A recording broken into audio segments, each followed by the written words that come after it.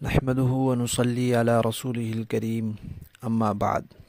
ترجمے والے قرآن پاک کا صفحہ نمبر 1015، 28واں پارہ، سورہ مجادلہ، دوسرا رکوع، آیت نمبر 11۔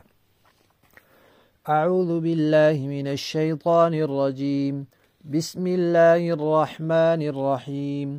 يا أيها الذين آمنوا إذا قيل لكم تفسحوا في المجالس فافسحوا يفسح الله لكم وإذا قيل انشزوا فانشزوا يرفع الله الذين آمنوا منكم والذين أوتوا العلم درجات والله بما تعملون خبير۔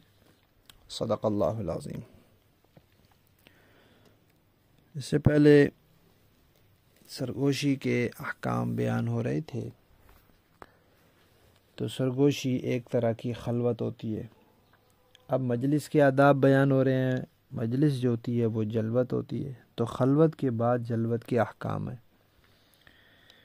اسی طرح سرگوشی کے احکام بیان ہو رہے تھے، تو سرگوشی جہاں ہوتی ہے وہاں ایک سے زائد افراد ہوتے ہیں، اور جب ایک سے زائد افراد جمع ہوتے ہیں تو بعض اوقات بیٹھنے میں تنگی پیش آتی ہے، تو اس لیے بیٹھنے کے اور مجلس کے کچھ آداب ذکر فرماتی ہیں۔ مجلس کے آداب میں عام طور پر تو ضابطہ یہ ہے کہ جو لوگ پہلے آئیں ان کا پہلے حق ہے، وہ بیٹھ جائیں، بعد والے آ کر خود سے ان کو نہیں اٹھا سکتے۔ جو آگے بیٹھنا چاہتے ہیں وہ جلدی تشریف لائیں، خصوصاً جب کوئی مشورے کے لیے بلایا جائے، کسی اجلاس کے لیے بلایا جائے، فیصلے کے لیے بلایا جائے، تو جو بڑے لوگ ہیں وہ پہلے آئیں تاکہ آ کر مناسب جگہ بیٹھیں، قریب بیٹھیں۔ ہمارے ہاں الٹ ہوتا ہے کہ چھوٹے چھوٹے سارے آ کر بیٹھ جاتے ہیں اور بڑے آتے ہیں بعد میں۔ اب بعد میں آنے کی ایسے کبھی ان کے لیے جگہ نہ بچے، تو پھر چھوٹوں کو یہاں تو ہٹنا پڑے گا یا وہاں سے اٹھنا پڑے گا، دونوں صورتیں دشوار ہیں۔ تو پہلے جو آگے ان کا حق پہلا ہوتا ہے۔ اسی طرح مسجد میں صفوں میں ایک تو ہے امام کا تو حق ہے، اس نے مصلی پہ آنا ہے اور اس کے لیے راستہ بھی چھوڑنا، یہ اس کے لیے اس کا حق ہے۔ اور مؤذن ہے، اس نے امام کے پیچھے کھڑا ہونا ہے، تکبیر کہنی ہے، اقامت کہنی ہے، اس کا بھی حق ہے۔ اس کے علاوہ باقی لوگوں میں سے کسی کا کوئی وہاں حق پکا نہیں ہے، جو پہلے آ جائے وہ آ جائے۔ بعض لوگ اپنی جانماز بچھا کے مستقل رکھ دیتے ہیں، یہ غلط ہے۔ ہاں، انسان پہلے آ جائے، پھر اچانک کسی کام سے جانا پڑے، جیسے تھوک آ گیا، اس کے لیے باہر جانا پڑتا ہے، تو وہ وہاں اپنا کپڑا رکھ کے جاتا ہے اور 1 منٹ میں واپس آ جاتا ہے، وہ الگ بات ہے۔ ویسے جگہ مستقل قابو کرنا یہ غلط ہے۔ یہاں جو بات بیان ہو رہی ہے وہ یہ ہو رہی ہے کہ مجلس کے آداب میں سے ایک ادب یہ بھی ہے کہ اگر کم مرتبے والے لوگ، چھوٹے لوگ بیٹھے ہوں پہلے سے اور بڑے لوگ آ جائیں، تو مجلس والوں کو چاہیے کہ ان کے مقام کا اور مرتبے کا لحاظ کرتے ہوئے ان کو آگے جگہ دے دیں، ورنہ جو مجلس کے سربراہ ہیں وہ خود پہلے جو بیٹھے ہوئے ہیں ان کو ہٹا کر دوسروں کے لیے جگہ بھی بنا سکتے ہیں، اور ان کو بڑوں کی وجہ سے کسی چھوٹے کو مجلس سے اٹھانا پڑے تو اٹھا بھی سکتے ہیں، کیونکہ بیٹھنے کے کئی طریقے ہوتے ہیں۔ ایک طریقہ ہوتا ہے دائرہ بنا کر بیٹھیں۔ اب جب دائرہ بنا کر بیٹھیں گے، 10 آدمی دائرہ بنا کے بیٹھے ہیں اور 4 آدمی اور آ گئے، تو اب ان 10 کے 10 آدمیوں کو تھوڑا تھوڑا پیچھے ہونا پڑے گا، دائرہ کو بڑا کرنا پڑے گا۔ جب بڑا کریں گے ان 4 کی جگہ بن جائے گی۔ اور کبھی بیٹھنے کا طریقہ یہ ہوتا ہے کہ سارے آگے مل کر بیٹھتے ہیں۔ اب جب اور لوگ آ جائیں تو یہ ذرا اور سمٹ جائیں اور اکٹھے ہو جائیں اور آگے ہو جائیں اور ساتھ جڑ جائیں، تو پیچھے والوں کے لیے جگہ بن جائے گی، لیکن ایسے میں پھر بڑوں کو جگہ ملے گی پیچھے۔ تو پھر جو مجلس کا سربراہ ہے اس کو یہ حق ہے کہ وہ جس کو آگے بٹھانا چاہے تو آگے والوں سے کہ ذرا پیچھے ہو جائیں تو ان کو بٹھا دیا جائے، یا پھر کسی کو اٹھانا پڑے تو اٹھانے کا بھی حق ہے۔ ایک مرتبہ نبی پاک صلی اللہ علیہ وسلم مسجد نبوی کے پاس جو صفہ نامی چبوترا ہے وہاں تشریف فرما تھے، اور آپ کے پاس صحابہ کرام بھی بیٹھے تھے۔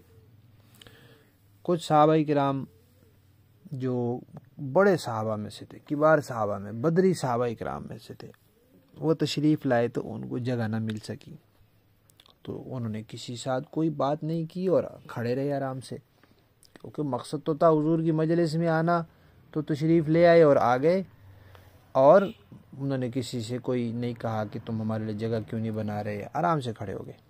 لیکن جو پہلے آئے ہوئے تھے ان کو خود چاہیے تھا ذرا سمٹ جائیں، ان کے لیے جگہ بن جائے۔ اب مدینہ میں مسلمان بھی ہوتے تھے، منافقین بھی ہوتے تھے، وہ منافقین وہاں چوڑے چوڑے ہو کے بیٹھے رہے، نئی جگہ بنائی ان کے لیے۔ تو نبی پاک صلی اللہ علیہ وسلم نے ان کو سمٹنے کا فرما دیا کہ بھئی سمٹ جائیں تاکہ جگہ بن جائے۔ اچھا، صحابہ کرام تو سمٹ گئے، منافقین میں سے کچھ پھر بھی نہیں سمٹے، برے برے منہ بھی شاید بنائے ہوں، تو نبی پاک صلی اللہ علیہ وسلم نے کچھ کو وہاں سے اٹھا دیا کہ یہاں سے اٹھ جاؤ، جب بات ہی نہیں مانی تو اٹھ جاؤ۔ اب اس پر انہوں نے پروپیگنڈا کیا کہ یہ کیا جی، مجلس کے آداب تو یہ ہوتے ہیں کہ جو پہلے آ جائے اس کا حق ہوتا ہے، لوگوں کو اٹھایا جا رہا ہے یہاں سے۔ تو اللہ تعالیٰ نے پھر یہ آیات نازل فرمائیں کہ یہ بھی آداب میں سے ہے کہ پہلے آنا چاہیے، یہ بھی آداب میں سے ہے کہ جو پہلے آئے اس کا حق ہے، لیکن یہ بھی آداب میں سے ہے کہ بعد والوں کے لیے جگہ بناؤ۔ جب جگہ موجود ہے تو سمٹ کر کیوں نہیں بیٹھ رہے؟ اور پھر اللہ کے نبی فرما رہے ہیں پھر بھی بیٹھے ہو۔ وہ اللہ کے نبی سربراہ مجلس ہیں، ان کو حق ہے وہاں سے اٹھا سکتے ہیں، سمٹنے کا بھی کہہ سکتے ہیں، تو سمٹنا تم پر لازم ہے، اٹھانے کا کہیں تو پھر اٹھنا تم پر لازم ہے۔ ایسی صورت میں جب سربراہ مجلس کہہ دے اٹھنے کا تو پھر کسی کو اس میں اپنی توہین نہیں محسوس کرنی چاہیے، اور اس کے حکم کی خلاف ورزی نہیں کرنی چاہیے، اس کی اطاعت بہرحال ضروری ہے۔ حضرات مفسرین کرام نے لکھا ہے کہ اسلام جو ہے وہ نظم و ضبط قائم رکھنے کا حکم دیتا ہے۔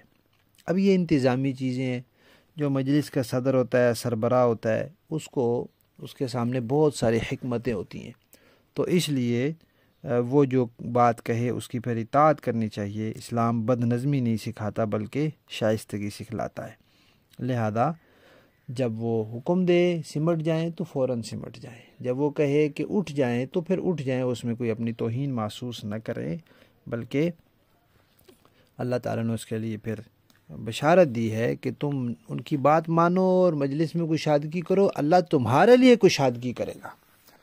اب کشادگی کے مفسرین کرام نے 4 معنی لکھے ہیں۔ اللہ تمہارے لیے کشادگی کرے گا، اللہ تمہارے دلوں کو بڑا کر دے گا، تمہارے اندر وسعت پیدا ہو جائے گی، صبر پیدا ہو جائے گا، اور اللہ کشادگی کرے گا تمہارے رزق میں کشادگی کرے گا، اللہ کشادگی کرے گا تمہارے لیے اپنی رحمت کو کشادہ کر دے گا، اللہ کشادگی کرے گا تمہیں کشادہ جگہ عطا فرمائے گا، یعنی جنت عطا فرمائے گا۔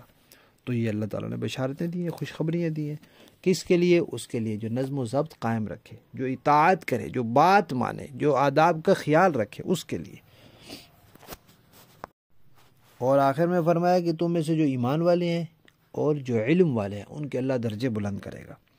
تو اس سے یہ معلوم ہوتا ہے کہ صحیح ایمان بھی انسان کو آداب سکھلاتا ہے، اور سچا علم جو ہوتا ہے وہ بھی انسان کو آداب سکھلاتا ہے، تہذیب سکھلاتا ہے، اطاعت سکھلاتا ہے، نظم و ضبط سکھلاتا ہے، اور اس کو تواضع سکھاتا ہے، اس کو وہ متکبر نہیں بناتا۔